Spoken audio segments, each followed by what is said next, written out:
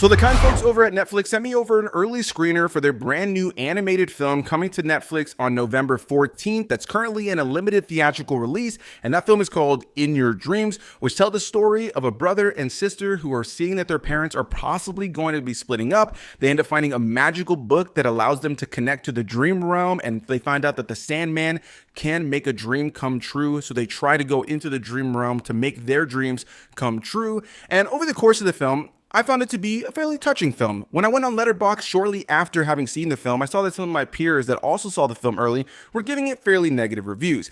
And I'm somewhere in the middle. I don't think this film is by any means going to do incredible numbers on Netflix like something like K-pop Demon Hunters in the terms of animated films of this year, even though the films are of course very different.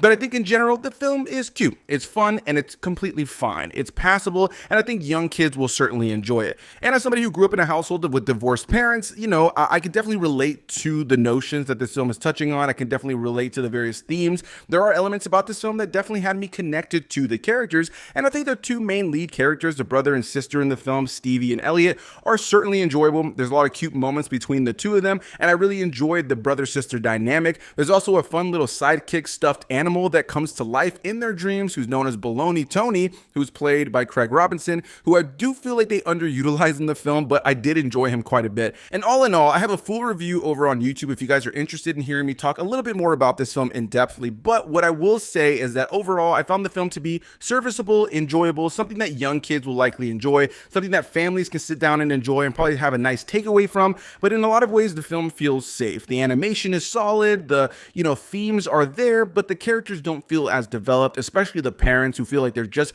background that don't really have much to do until they do have something to do. And then it just kind of feels like a little bit too little, too late. I do wish they had expanded on things a little bit more, but I think the film is serviceable for what it is. I think this is the nice way to pass the time if you just kind of want to watch something with your family, but I don't necessarily think that this is going to be a film that's going to make waves, nor do I think this is a film that many people are going to be talking about in the world of film this year, and definitely not in the world of animation this year.